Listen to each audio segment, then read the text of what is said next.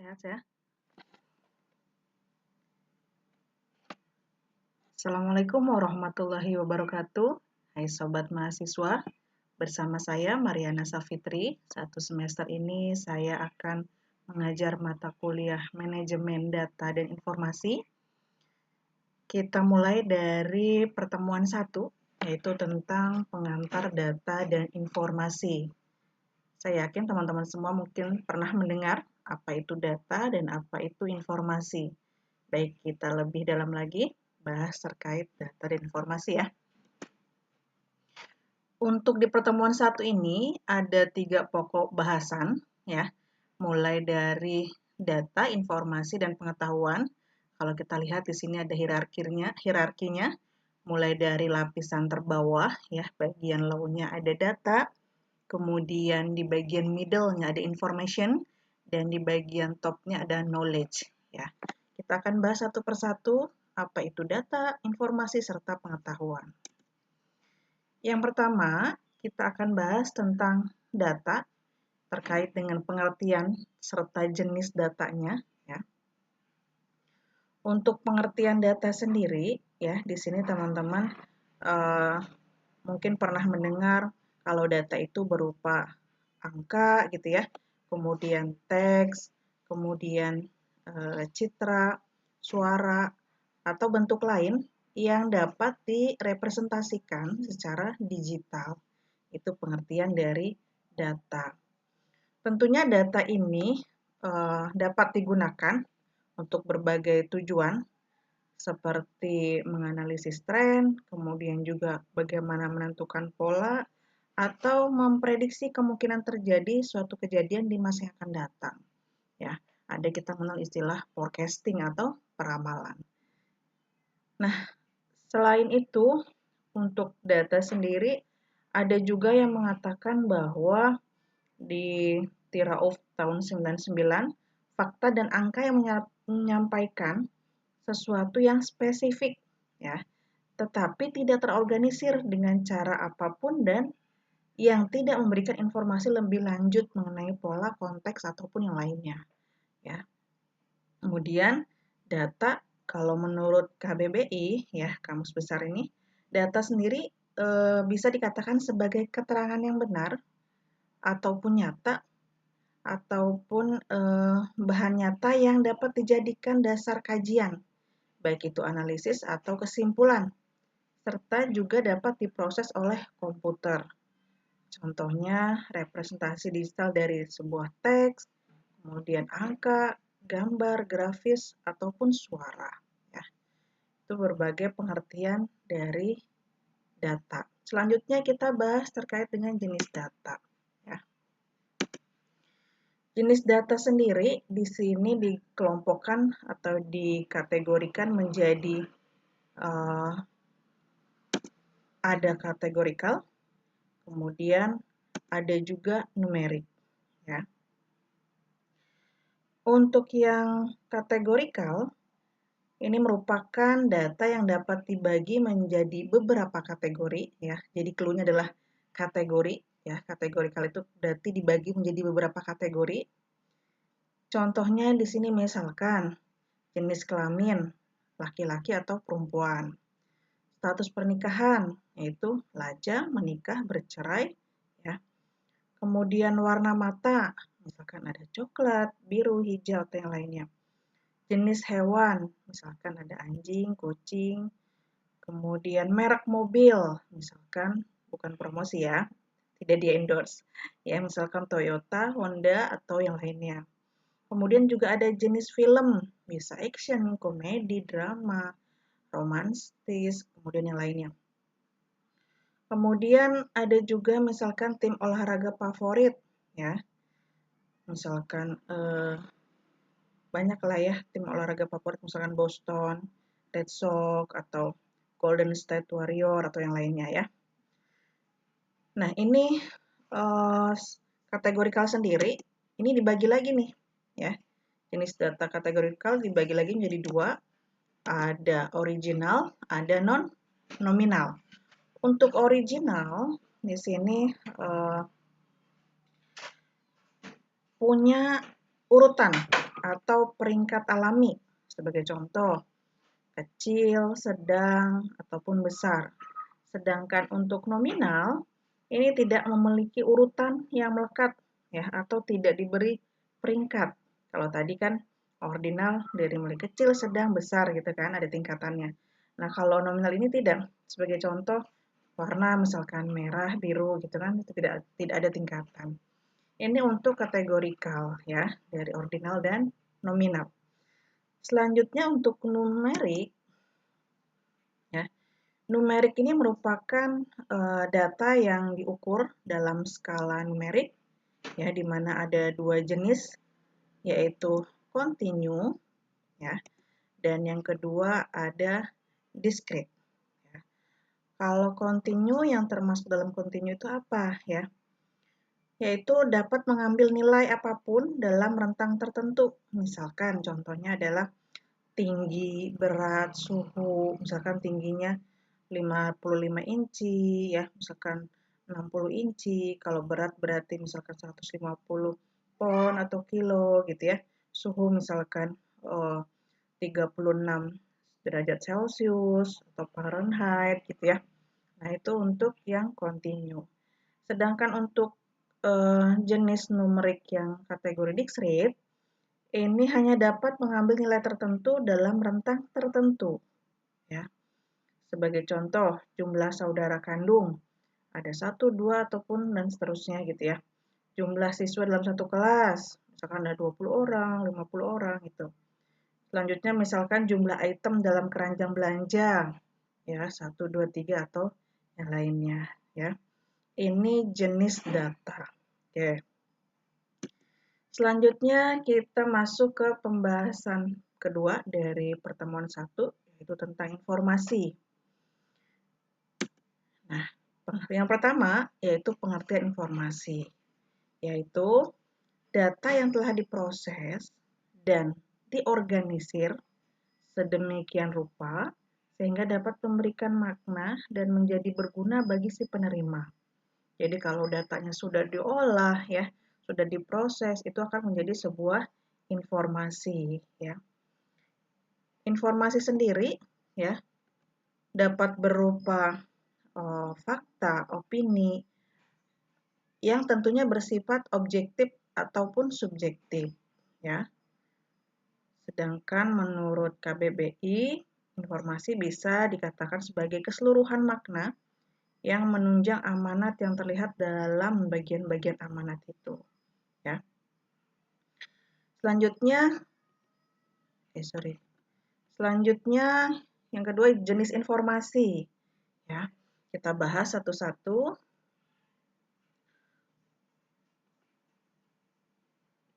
Oke, ini. Untuk jenis informasi sendiri ada informasi terstruktur, ya, yaitu jenis informasi yang diatur dalam format yang telah ditentukan sebelumnya.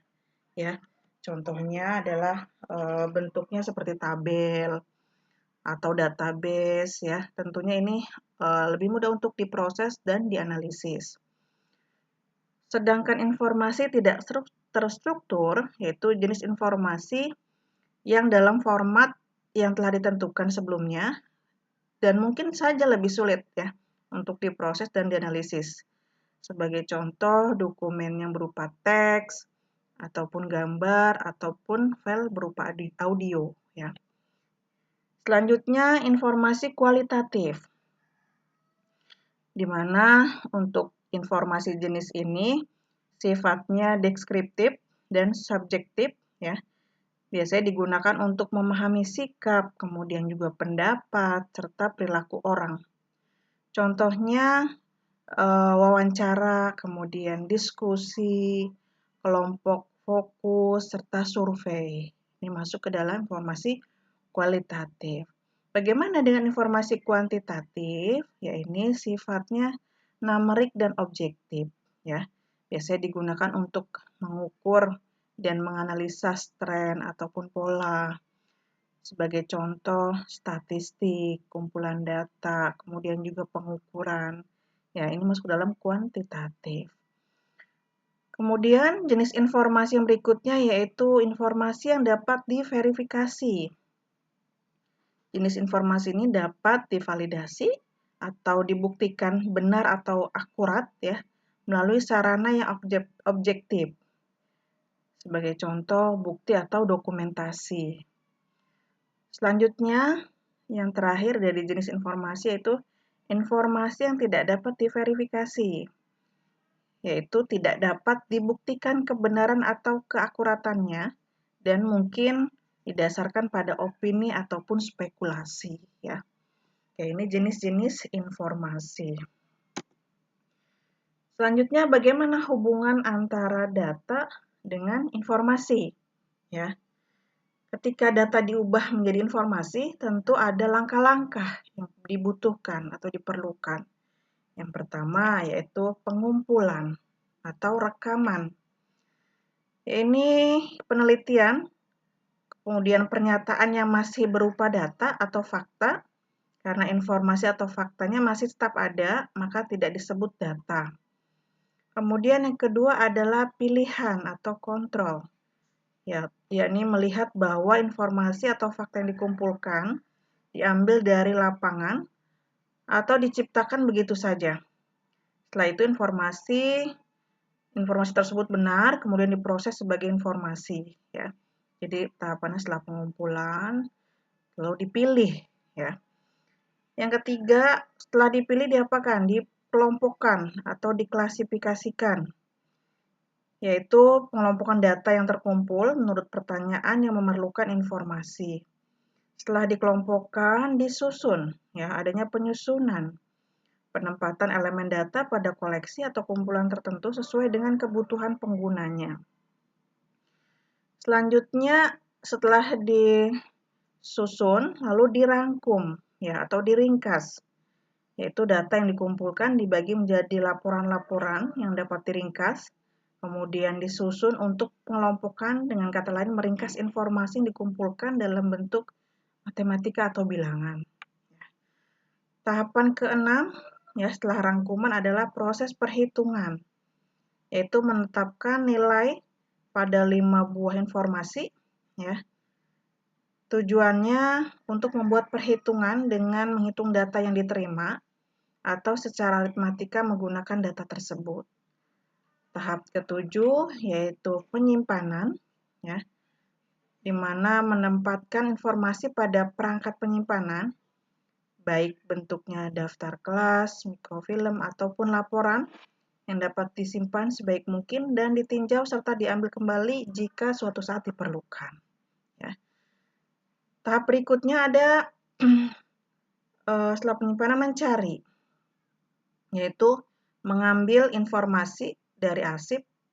Setelah tadi disimpan, pada saat kita butuhkan kita cari di dalam arsip, kemudian apabila informasi itu masih segar atau belum kadaluarsa, ya, masih up to date, digunakan sebagai informasi, ya, di mana langkah ini melibatkan pencarian hingga ditemukan dan mengambil lampiran elemen data tertentu dari media tempat data disimpan.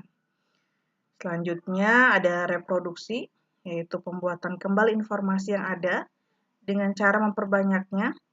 Tujuannya apa? Yaitu membaginya kepada pihak-pihak yang berkepentingan agar yang asli tidak rusak oleh penyalinan atau daya tarik. Jadi tetap ada masternya ya, yang diberikan salinannya. Dan terakhir yaitu komunikasi atau distribusi, yaitu penyebaran informasi yang tersimpan kepada pengguna informasi. Dengan kata lain, cara untuk mentransfer data dari satu tempat ke tempat lain. Ya. Oke, berikutnya ada level yang di atas yaitu pengetahuan, top level. Setelah ada data, kemudian jadi informasi, selanjutnya informasi menjadi pengetahuan. Ya. Pengetahuan merupakan sekumpulan informasi yang telah dipahami dan dimengerti oleh seseorang, serta dapat digunakan untuk memecahkan masalah atau membuat keputusan. Ya. Pengetahuan merupakan hasil dari proses pembelajaran dan pengalaman yang diperoleh seseorang. Kemudian juga pengetahuan dapat terdiri dari pengetahuan umum, yang merupakan informasi yang diketahui oleh sebagian besar orang, serta ada juga pengetahuan khusus, yang mana informasi yang hanya diketahui oleh sebagian kecil orang yang memiliki minat atau latar belakang tertentu. Ya, ini pengertian dari pengetahuan.